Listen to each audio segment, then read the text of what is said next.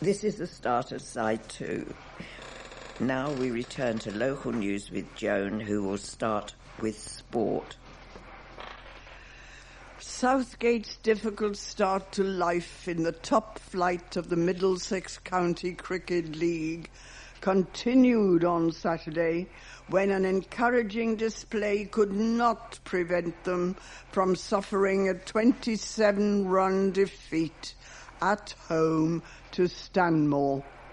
Having been comprehensively beaten in their opening match at Twickenham the previous week, Southgate competed well on this occasion, but ultimately fell short as they could only reach 228 for 9 in reply to Stanmore's 255 for 7.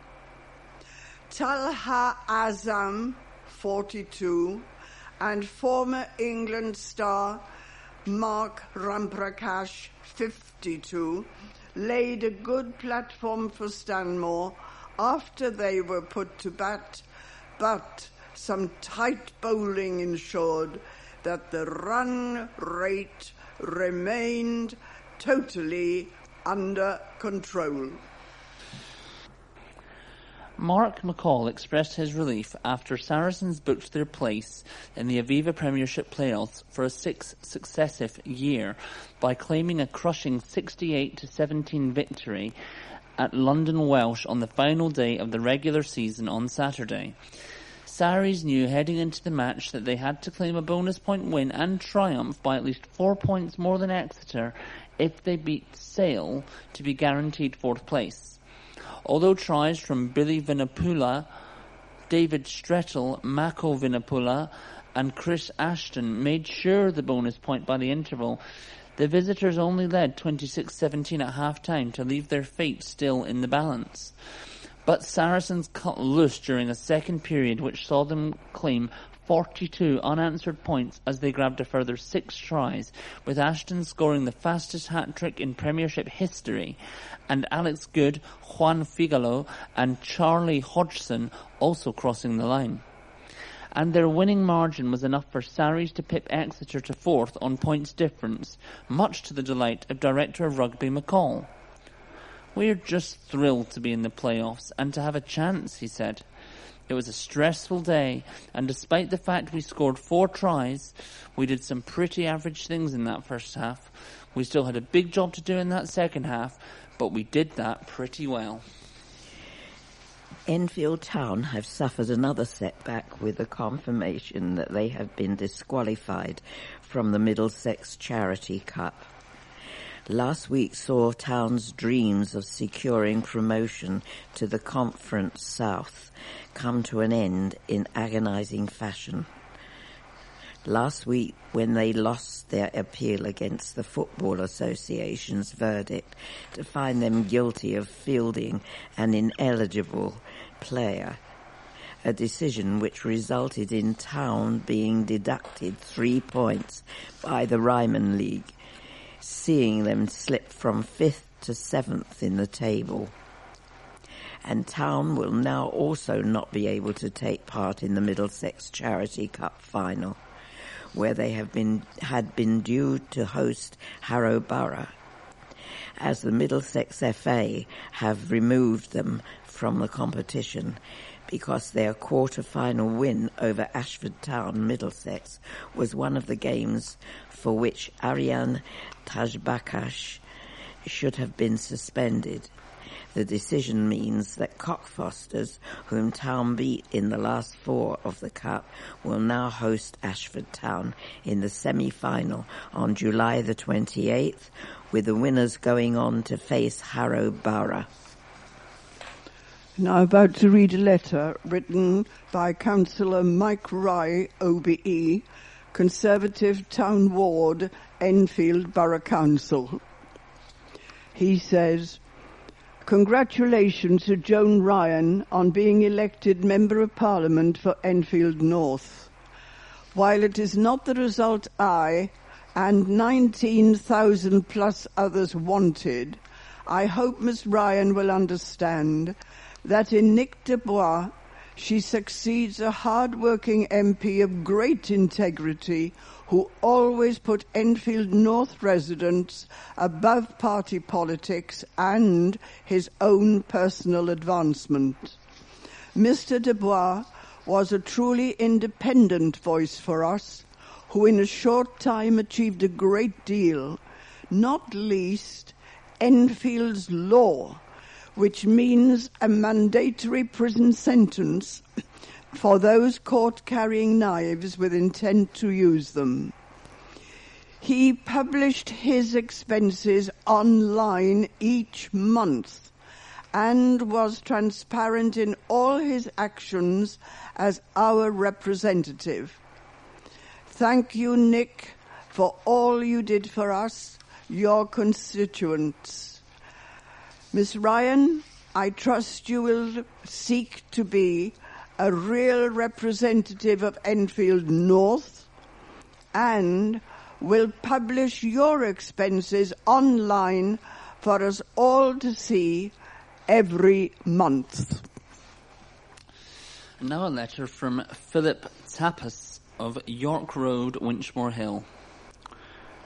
Recent debates concerning road safety in Enfield have made me think of a film at the cinema, Fast and Furious 7, in which the main characters have strong emotional and physical attachments to their cars. The film establishes a strong link between driving and identity as being expressed by travelling at high speeds.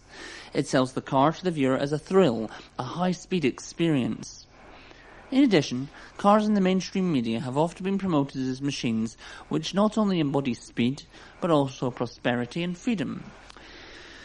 Vin Diesel's character expresses this when he says, "I live my life a quarter mile at a time. Nothing else matters. Not the mortgage, not the store, not my team. For those 10 seconds or less, I'm free. The car is here more than a mode of transport. It's freedom itself." Cars are often promoted as safe, sustainable, and appropriate for urban life. Reality, however, tells us a different story. A story of high levels of road traffic deaths. A recent report informs the public that we have now reached a point where mortality in young people in the UK is no longer dominated by childhood illnesses. We have basically reached a pinnacle in our history as car users.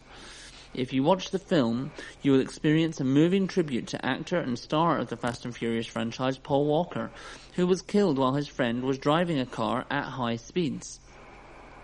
A more fitting tribute would be to refocus transport policy to improve health and well-being.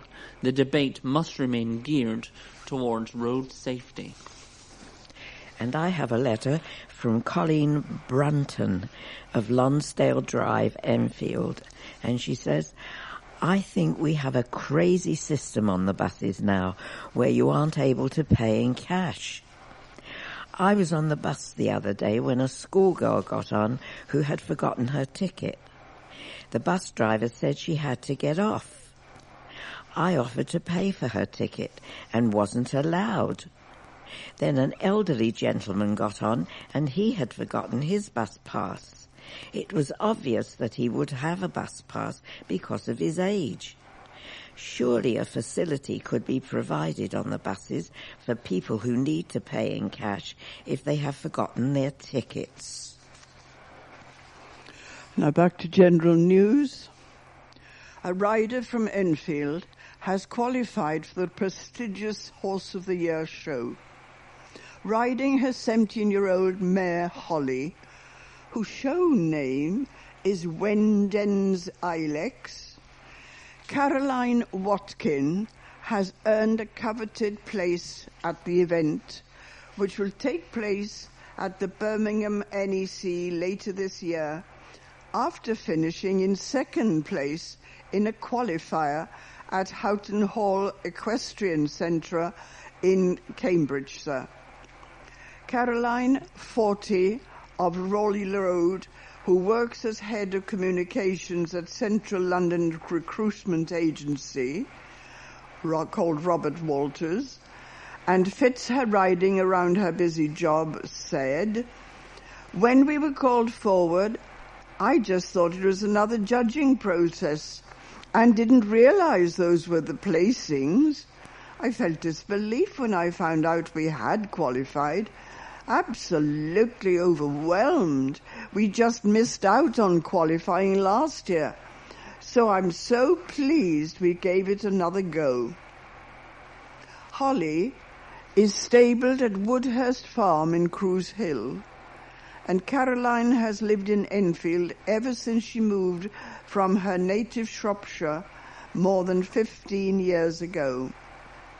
She has been riding since the age of 3, when she caught the equestrian bug from her mum, but says theirs is not a posh, horsey family, just passionate about the animals and sport.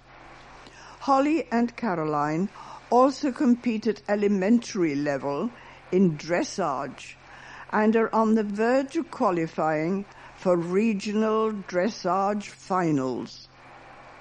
Horse and rider have now 5 months to prepare for the show, which is being held between October the 7th and 11th.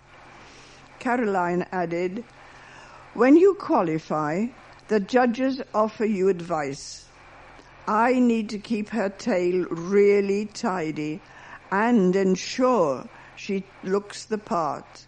It's a case of making sure we keep schooling and exercising her and make sure she's well for October." Gardening was turned upside down when staff and students from Capel Manor College unveiled their design for the Chelsea Flower Show.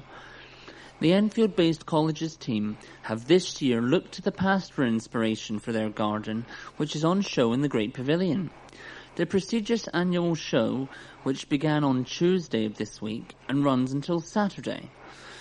The Capel Manor team have designed a modern take on the Victorian concept of a stumpery, an arrangement of tree stumps, logs and pieces of wood with planting in and around them, often featuring ferns, mosses and fungi.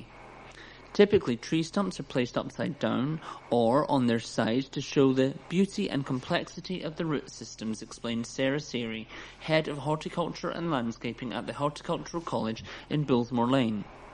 A stumpery adds an attractive and interesting dimension to a garden and is the perfect spot for many shade-loving plants, she said.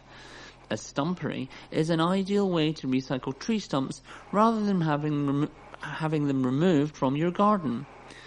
By reusing logs and old stumps, it creates the perfect habitat for insects, decomposers and microbeasts, like the endangered stag beetle. The first recorded stumpery was built at Biddulph Grange in Staffordshire in the 1850s. The gardens were particularly popular in Victorian times as new ferns were being brought back from exotic climes by plant hunters. Stumperies provided opportunities to plant and exhibit these specimens. A campaign has been launched to help foster children in the borough. Enfield's Safeguarding Children Board set up the initiative to ensure carers and parents of privately fostered children know they are obliged by law to tell Enfield Borough Council about the arrangements. Board Chairman Geraldine Gavin said, "In Enfield there is a lot of support available for children who are privately fostered, and assessments for private fostering arrangements that come to our attention are carried out promptly and effectively by the Council. The new campaign will provide information and advice on this issue and remind professionals and members of the public of their duty to report private fostering arrangements so we can ensure children and young people are kept safe." Enfield Council's Cabinet Member for Education, Children's Services and Protection, Councillor Aoife Orhan said, "The safety and security of all children in Enfield is our priority, and we are fully behind this campaign.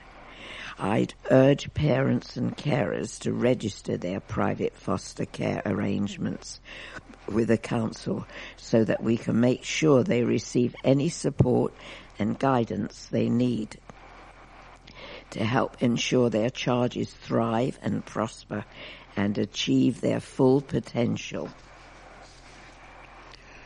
Councillor Patricia Ikechi said she was honoured to become Mayor of Enfield.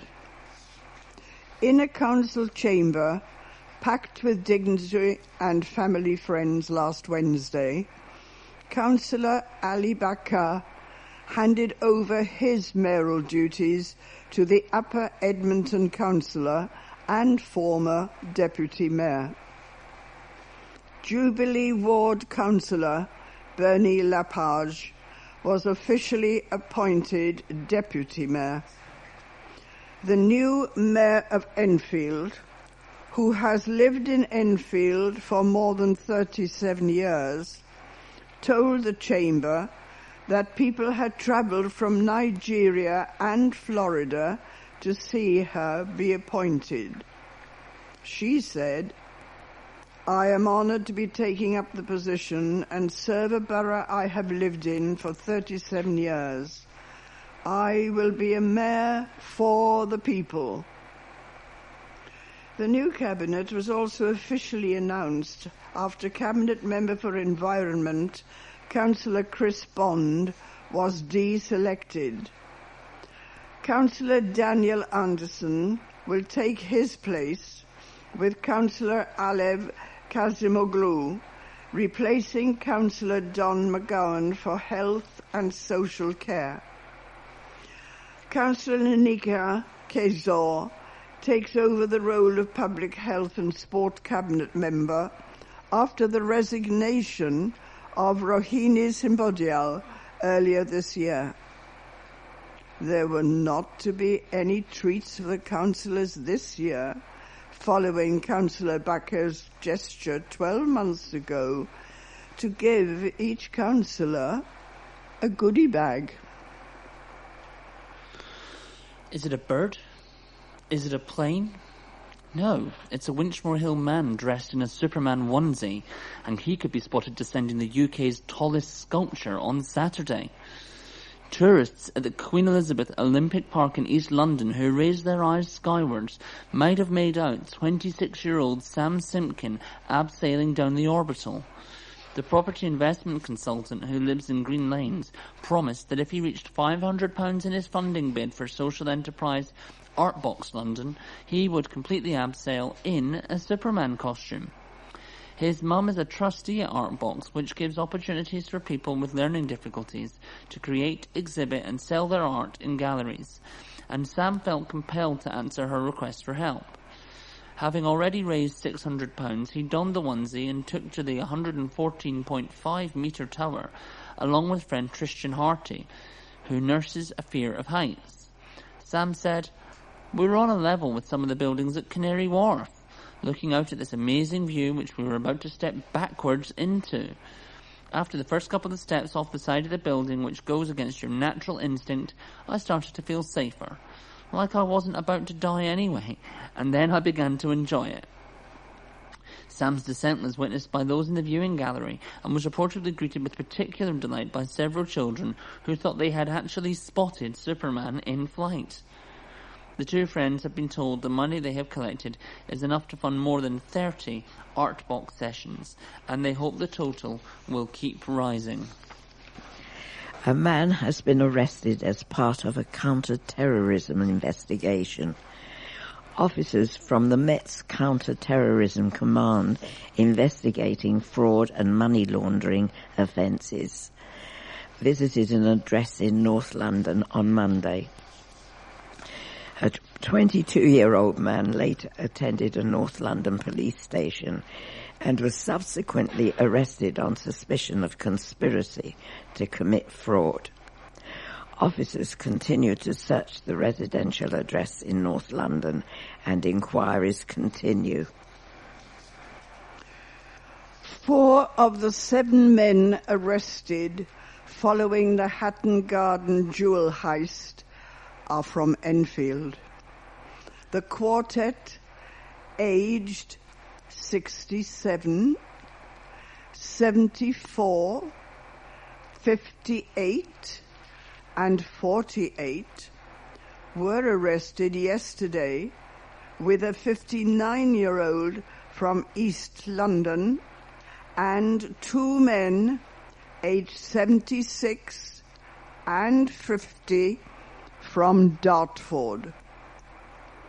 In April, a gang of robbers abseiled down a lift shaft during Easter weekend, drilled through 2 meters of concrete, and took £200 million in diamonds, gold, and other gems.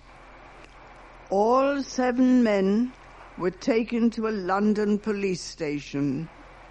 Searches at the addresses are ongoing. The police sent more than 200 officers to 12 addresses across North London and Kent. Detectives say they have recovered a large amount of property, and the investigation continues. A mother will jump out of a plane and soar through the skies in a charity skydive to raise money for the charity that cared for 2 of her friends. Julie Carter of Riversfield Road, Enfield, will complete a tandem skydive in support of the North London Hospice in Woodside Avenue, Finchley, and Barrowell Green, Winchmore Hill. The 46-year-old decided to take on the challenge to thank the hospice for the amazing care they gave her friends before they died of cancer. Ms. Carter, a council officer, said, "My stomach churns every time I think about jumping out of a plane, but it's been on my bucket list for years. Doing it for the hospice is the push I needed. The support given to my friends and their families by staff was amazing. Knowing the hospice is run on donations, I try and support any fundraising events I can." Ms. Carter has already exceeded her target of £500, thanks to support from her family, friends, and Whiteweb's Eagles FC, where she is club chairman. She has already been presented with the Enfield Council's Sport and Culture Leader of the Year award for her contribution to youth football. Her sons, Ryan, 16, and Andrew, 19, will be supporting their mother on the day. Andrew said, "I'm very proud of Mum for taking to such heights. Money raised is going to a great cause that has helped people close to our hearts." To sponsor Ms. Carter, visit uk.virginmoneygiving.com/Julie Carter 4. Buskers keen to perform on the underground will face a tough battle in the new X Factor style auditions. Talented musicians will be judged on their originality, technique, and performance as they face a panel of music industry experts in public locations around the capital this summer. The auditions are being held as part of the Busk in London programme, which was set up to make it easier for street musicians in London. Since the London Underground busking scheme launched 13 years ago, there are now 35 official busking pitches across the Tube network, with more than 1,800 bookable performance slots every week. Winning buskers will be selected to showcase a wide range of music genres in Tube stations and follow in the footsteps of artists such as Ed Sheeran and Catherine Jenkins, who have tested the waters in front of commuters. Applications close at midnight on Sunday, May the 31st, and auditions are scheduled to take place between July 18th and August the 8th.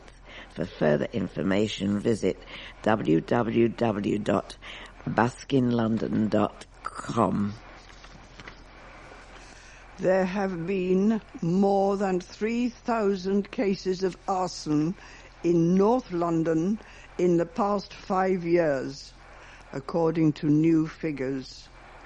Following a Freedom of Information request from the Times series, London Fire Brigade revealed that of the 13,530 fires across North London, almost a third were in Enfield, where there were 4,298 fires from March 2010 to 2015. Barnet had the second highest number of reported fires in North London, with 3,848. There were 3,402 in Haringey and 1,982 in Harrow. This data, which is available on the London Data Store, also reveals the numbers of certain types of calls the fire brigade receives. This shows a total of 1,173 fires were started deliberately in Enfield, while crews received malicious false alarm calls on 370 occasions. In Barnet, firefighters tackled 827 deliberate fires and received 188 malicious false alarm calls, while fire brigades in Harrow dealt with 346 cases of arson and 126 malicious calls. In Haringey, there were 704 reported arson cases and 338 malicious false alarm calls. Over the past 5 years, a smoke alarm was working and active at just 41% of fires in homes in the capital. Where there was a death caused by a house fire, there was only a working smoke alarm at 38% of homes. A new business is combining its launch with a fundraising event. Asprey, a national property claims group, will introduce its business at Ariana Banqueting Hall in New Southgate on Tuesday, June 2nd, and will also be raising money for Noah's Ark Children's Hospice at the same time. The evening will consist of a short presentation from an Asprey representative and give people a chance to see what the company will offer.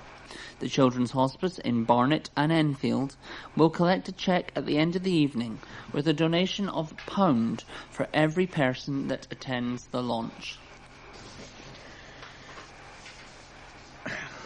We have reached the end of our programme for this week. Thank you for listening. So from the team of Joan and myself, Lilian, with Colin on controls, it's goodbye, cheerio.